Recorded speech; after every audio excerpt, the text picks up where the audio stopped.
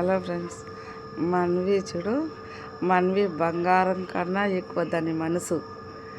వినాయకమై దేవుడికి ఎలా చేసినారో ఆ డ్రెస్సింగ్ టేబుల్ పైకి ఎక్కి ఆ చిన్న విగ్రహం ఉంటే తీసుకొని బయట చిట్టి రోజాపులు తెచ్చుకొని కూర్చొని ఆ దేవుడికి పెట్టి ఎంత బాగా ఆడుకుంటాడు. అది కూర్చొని ఒక్కటే ఇంట్లో అదా వాళ్ళ చెల్లెలు లేదు కాబట్టి దానికి ఇంకేం టైం పాస్ కాలా. అందుకని ఆ ఇంట్లో ఉండే బిస్కెట్లు అవన్నీ తెచ్చుకొని ఆడ కూర్చొని ఆ వినాయక సాంగ్ పెట్టుకొని ఆమె ఆడుకుంటాడది. ఆమె దేవుడితో ఆడుకుంటాడది.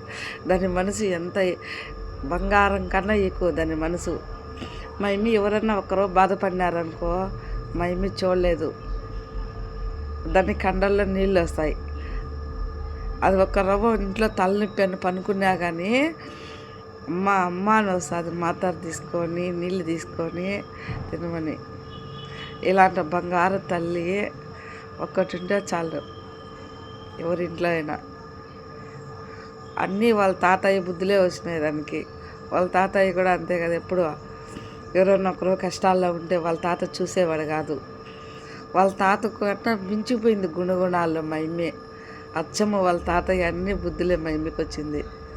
మంచి పెట్టే బుద్ధి, కానీ ఒకరు కష్టాల్లో ఉన్నా ఆదుర్కోవాలని, ఎవరికైనా సహాయం చేసే బుద్ధి, అంత మంచి మనసు ఎవరికి ఉంటుందా? ఇంత చిన్న వయసులోనే ఈ పిల్లకి ఇంత మంచి మనసు ఉండాది. రేపు పెద్ద అయితే ఇంకా ఎలా ఉంటుందో అని ఆలోచిస్తాను. నాకు కూడా చాలా సంతోషంగా ఉంటుంది. మన్వి మనసు బంగారం మా తల్లిది. అది ఒక రవ్వ ఏమైనా కానీ ఆకలి నాయనా అంటే చాలు, ఎవరైనా ఇంట్లో వాళ్ళ పెద్ద నాయన కానీ పోయి నేరుగా తీసుకొని వస్తుంది. ఏమైనా కానీ తినేటి అంత మంచి మనసు దానికి. కొంతమంది అంటారు పెద్దవాళ్ళకే కొంతమందికి తెలివి ఉండదు. అది చిన్నపిల్ల చూడు, దాని మనసుకు అది ఎవరితో లేకుండా దాన్ని ఒంటరిగా ఆడుకొని అలా ఇంట్లో టైం పాస్ చేసుకుంటా కూర్చొని ఉంటా చూసుకుంటా.